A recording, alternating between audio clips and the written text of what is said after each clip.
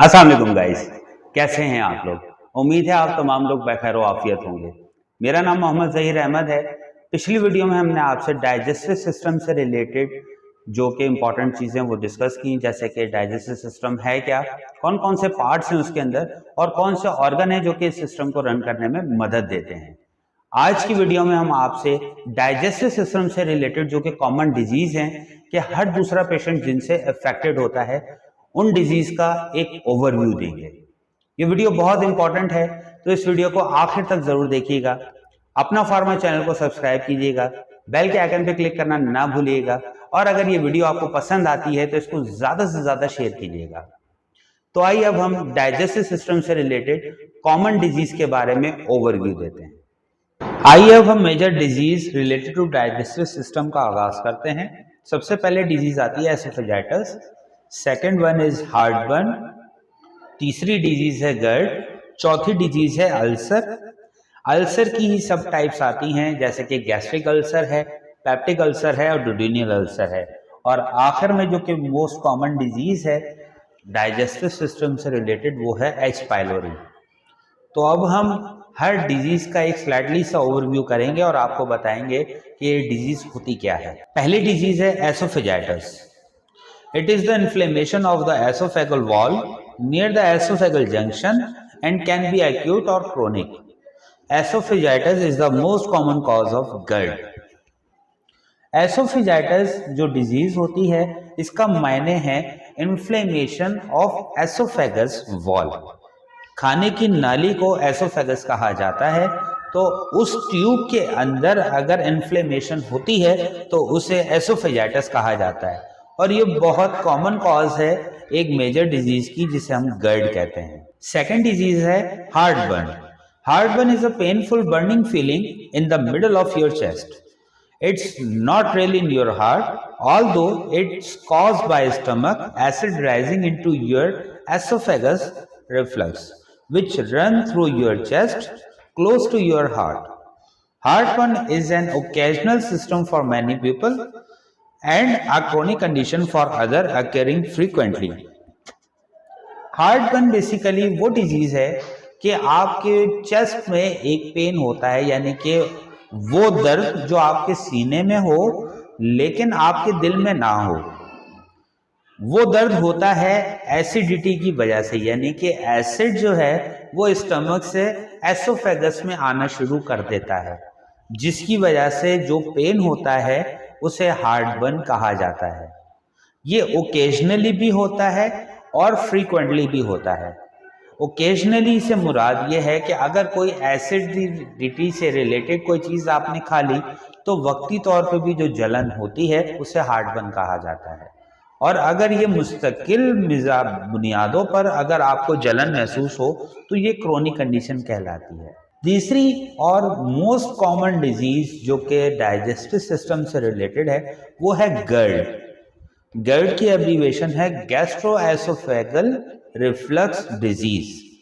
इसको समझने के लिए सबसे पहले हमें एसिड रिफ्लक्स को समझना बहुत जरूरी है कि एसिड रिफ्लक्स होता क्या है।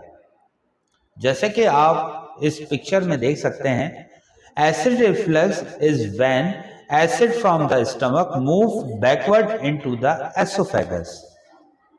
एसिड रिफ्लक्स के मायने ये हैं कि स्टमक से एसिड रिफ्लक्स हो रहा है, दोबारा जा रहा है एसोफेगस के अंदर, जिससे एसिड रिफ्लक्स कहा जाता है। अब गर्ड जब होता है, गर्ड उस वक्त होता है occurs when stomach acid frequently flow back into the esophagus.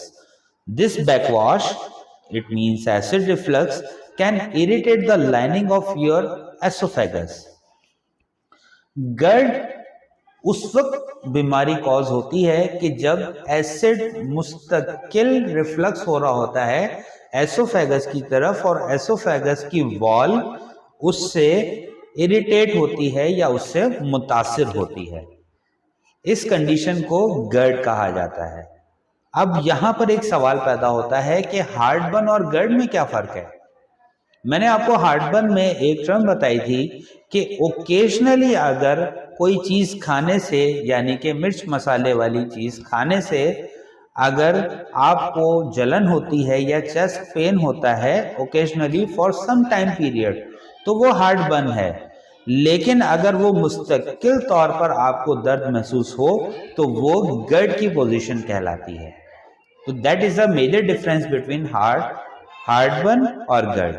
Heartburn acute phase है एसिडिटी का, रिफ्लक्स थ्रू द एसोफेगस, और अगर ये मुस्तकिल रिफ्लक्स होता रहे स्टमक से एसोफेगस में एसिड का, तो ये कंडीशन कहलाती है GERD यानी कि gastro oesophageal reflux disease.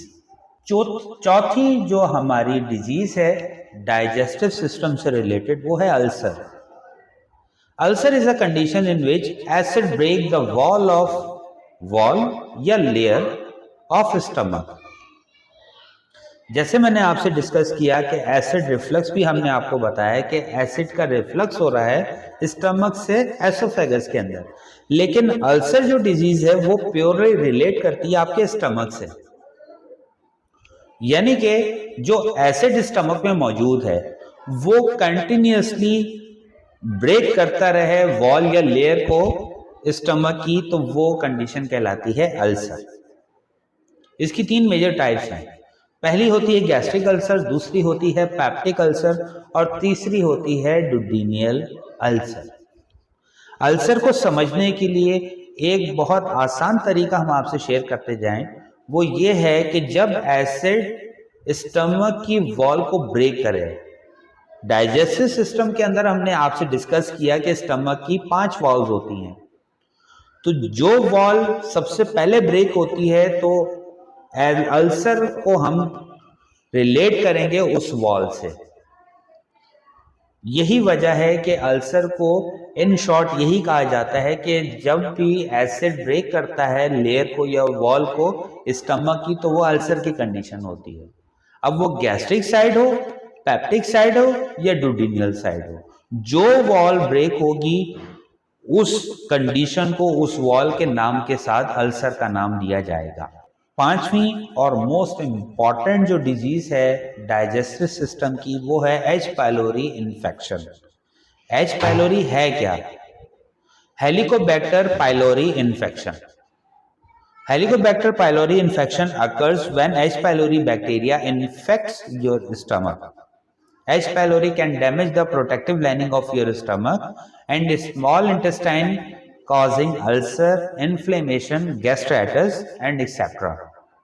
H. pylori infection is a strong risk factor for certain type of stomach cancer. H. pylori infection है क्या?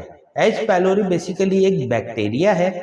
जब बैक्टीरिया इन्फेक्ट करता है या डिस्टर्ब करता है स्टमक की वॉल को, उसे H. pylori इन्फेक्शन कहा जाता है। H. pylori can damage the protective line of your stomach and small intestine, causing ulcer, inflammation और gastritis. H. pylori के जरिए जब किसी भी ऑर्गन की, जिसमें स्टमक हो या स्मॉल इंटेस्टाइन हो, उसकी वॉल जब डैमेज होना शुरू हो जाती है या उसकी जो प्रोटेक्टिव लेयर है जब वो डैमेज होना शुरू हो जाती है, तो इस कंडीशन को H. pylori इन्फेक्शन कहा जाता है। इसका सबसे ज्यादा जो रिस्क है वो है स्टमक कैंसर का, यानी कि अगर इस इन्फेक्शन को ट्रीट ना किया जाए तो वो मरीज स्टमक कैंसर की तरफ भी जा सकता है। दोस्तों, आज हमने इस वीडियो में कोशिश की है कि आपको एक ओवरव्यू दिया जाए डाइजेस्टिव सिस्टम से रिलेटेड जितनी डिजीज हैं उन तमाम का, क्योंकि हमारी लाइफ स्टाइल में हर दूसरा बंदा इन डिजीज से इन्फेक्टेड होता है। सबसे पहले हमने डाइजेस्टिव सिस्टम के बारे में आपसे डिस्कस किया कि डाइजेस्टिव सिस्टम होता क्या है, कितने पार्ट्स हैं, कैसे फंक्शन और कौन कौन से ऑर्गन्स इस सिस्टम को रन करते हैं। और इसके साथ साथ अब हमने इसकी मेजर डिजीज भी ओवरव्यू की है कि कौन कौन सी डिजीज हैं जो कि डाइजेस्टिव सिस्टम से रिलेट करती हैं। अब हम आपके साथ एक नया सेगमेंट इंट्रोड्यूस करवा रहे हैं कि जो भी सिस्टम हम आपके साथ शेयर करेंगे उसके आखिर में उसके MCQs का एक सेशन बनाएंगे, ताकि आप उस सिस्टम को इजीली ओवरव्यू कर सकें और अपने सिस्टम की नॉलेज को और मजबूत और परफेक्ट कर सकें। तो इस वीडियो को अगेन देखने का बहुत शुक्रिया। अपना फार्मा चैनल को सब्सक्राइब करें, बेल के आइकन पर क्लिक करें और इस वीडियो को ज़्यादा से ज़्यादा लोगों में शेयर करें।